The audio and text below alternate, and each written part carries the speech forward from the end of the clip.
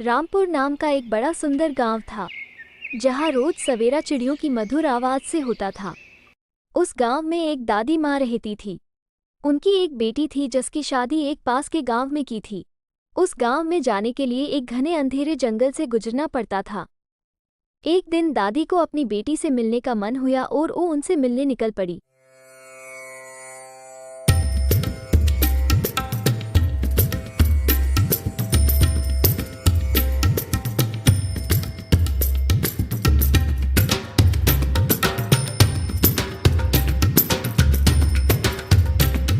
जब वो जंगल से गुजर रही थी तभी उनके सामने अचानक एक खूंखार शेर आ गया।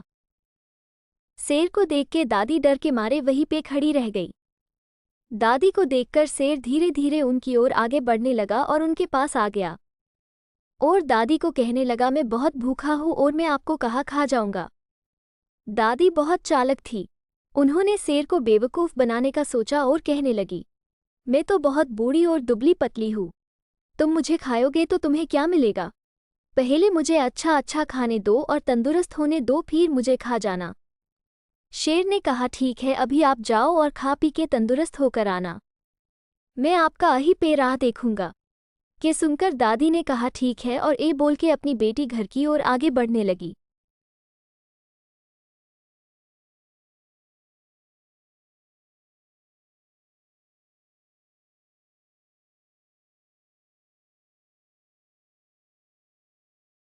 शेर दादी के वापस आने का इंतजार करने लगा।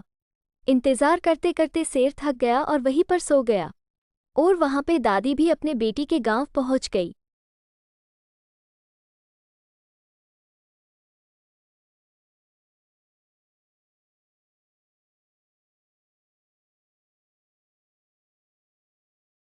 दादी अपनी बेटी को देख के खुश हो गई और धीरे धीरे उसकी ओर चलने लगी।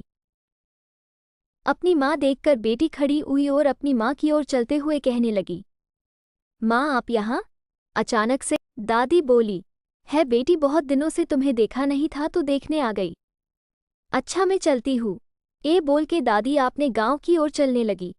जाते जाते दादी को याद आया कि शेर उसकी राह देख रहा होगा और मन में सोचने लगी, उससे बचने के लिए कुछ सोचना पड़ेगा। दादी वापस जा रही थी तभी उसने देखा कि शेर सो रहा है और बोली, अरे ये शेर तो सो रहा है, एक काम करती हूँ, चुपचाप धीमे पैर निकल जाती हूँ वरना शेर मुझे खा जाएगा। तभी दादी को शेर की गुर्राहने की आवाज़ सुनाई दी। दादी को लगा अब के शेर मुझे कहा जाएगा।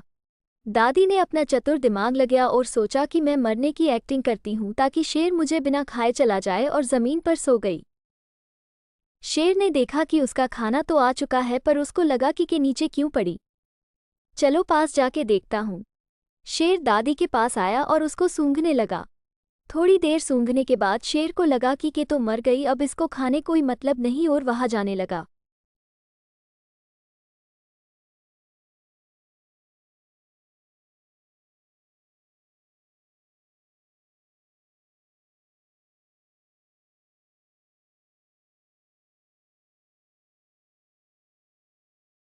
शेर जैसे ही गया दादी उठी और आजू बाजू देखने लगी।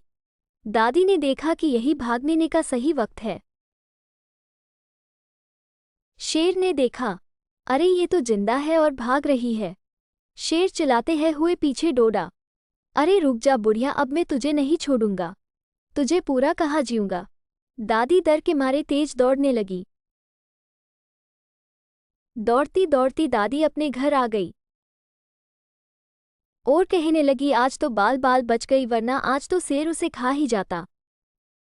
तो बच्चों कैसी लगी कि मेरी के कहानी? अगर अच्छी लगी हो तो ऐसी ही मज़ेदार कहानियों के लिए हिंदी कहानियाँ फॉर किड्स को सब्सक्राइब करना ना भूले।